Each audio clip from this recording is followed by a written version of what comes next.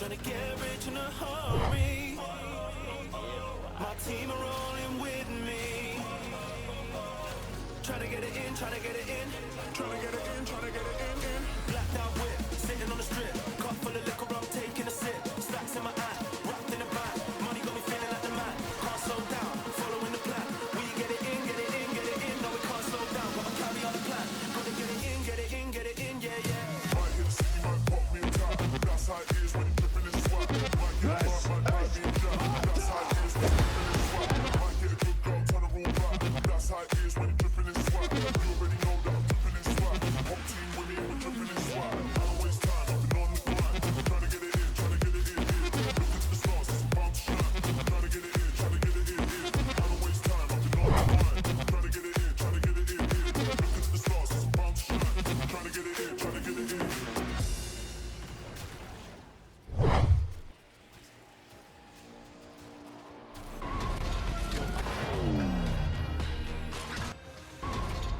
What's up, Popentano, and welcome in another video about, of course, Warframe. What else?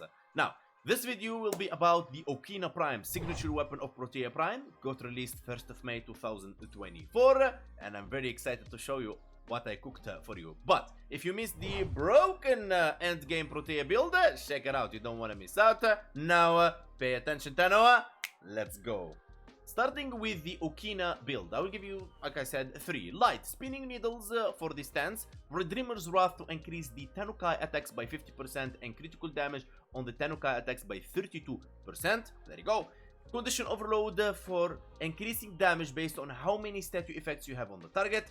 Primed Smite Corrupted for multiplicative damage against the faction. Depends on the faction you're fighting. You want to switch this mode, Corpus Grunir, whatever. Sacrificial Steel to increase your critical chance and 2 times for heavy attack. Blood Rush for increased critical chance and stacks with combo multiplier. Primitive Strike for increasing your Toxin. Voltaic Strike for electricity and statue chance. Organ Shatter for critical damage, Whipping Wound for statue chance per combo multiplier. Now, before we go to the Arcane, now this build is corrosive. Now you would say, why it's not viral?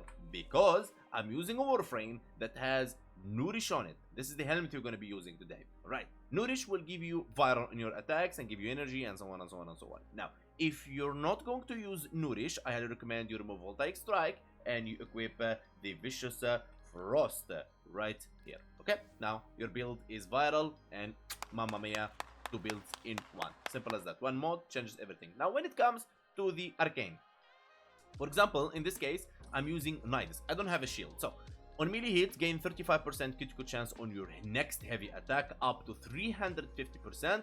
Now remember, you're using Dreamer's Wrath and Tenukai is active. Tenukai technically is really simple. When you have the sword, it's a great sword, in the middle of your screen, pops up. When you perform a heavy attack, it will be free of consuming any combo.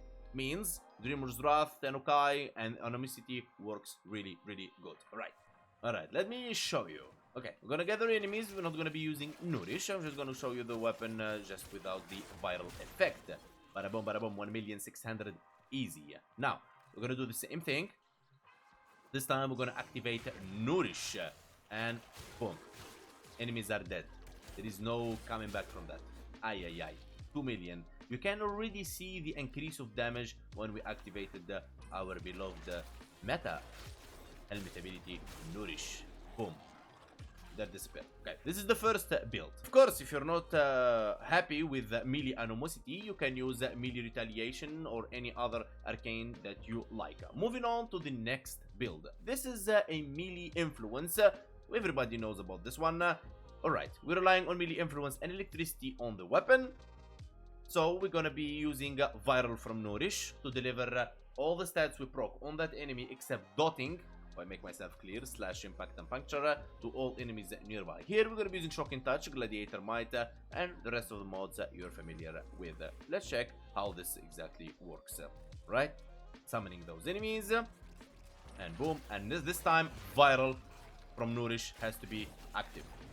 Okay, I just got my 12 combo multiplier, and now I will not gather enemies with larva. There you go. Okay, boom. As you can see, that's the point of melee influence, killing enemies that you're not actually attacking. Simple as that. Alright, now let's move on to the last build, which is melee crescendo legendary arcane. This time things are a bit different because this is more towards a heavy attack build, because there is no reason to use melee crescendo if you're not going for a heavy attack build. Now, spinning needle, dreamer's wrath, primed pressure point. Of course, you can use condition overload, but I prefer prime pressure point, more stable. Primal death smite, corrupted sacrificial seal, amalgamorgan shatter this time for heavy attack wind up speed, reflex coil to reduce the heavy attack efficiency, focus radiant for radiation, and plus heavy attack efficiency. So we're running at 90%, very important. So you get the 12 back really quick, and so you don't like transference between operator and waste time because it's a heavy build. Killing blow, 120% melee damage on heavy attack and more heavy attack wind up speed, so you feel you're actually doing a normal attacks, not actually a heavy attack. Gladiator might, 60% critical damage, 10% melee critical chance per combo multiplier, melee crescendo. Now, the problem with melee crescendo is that you need to perform finisher kills, so you get initial combo. Here, I give you a couple of ideas. You can use any Warframe you want by having a Vazarin.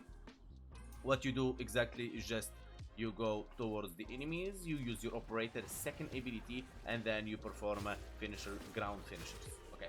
The other option is you go and use Naramon. Yes, Naramon, in case you didn't know. Right? Go. And then you void sling on the enemies, and you can perform a finisher towards them. Use, of course, Inaros, the new Inaros. Go. Bring enemies all in, and then they land under you in a good way, and then you can perform finishers on them and collect it. Alright, but my favorite way to do this is my baby Ash. Why Ash? Because the fourth ability will give me the opportunity to do finishers when I'm visible away from these enemies, like so, and I'll be collecting them, and I'm happy to. So I can use the third ability to help as well, but I'm happy just with the fourth ability to gain. Okay, so after you get the 12 combo multipliers, and then all you have to do is perform a heavy attacks. Simple as that, like so. Boom, boom, boom, and you kill everything on your way. Of course, the beloved frame that everyone been asking me about, the Culervo. There you go, boys. Cannot perform a heavy attack without Culervo, right? There you go. A lot of people love Culervo, to be honest. Really a lot of people. And for the Warframe builds, it doesn't matter what build you're using. You want to have Steel Charge in here for increasing 60% melee damage, Arcane Fury for increasing your melee damage, and Arcane Strike for increasing your attack speed. And now let's talk about Archon shards. Of course, if you run a build with corrosive, you want to have the 2 emerald Archon shards for plus 14 corrosive stacks, so you armor strip enemies without relying on any focus school or helmet ability to armor strip. Now, of course, the rest of the arcane should be a Tau Forged Violet Archon shards for 37% melee critical damage, and the damage boost is doubled when your energy is more than 500. If you don't like the emerald Archon shards, you have a helmet ability that you're armor stripping with.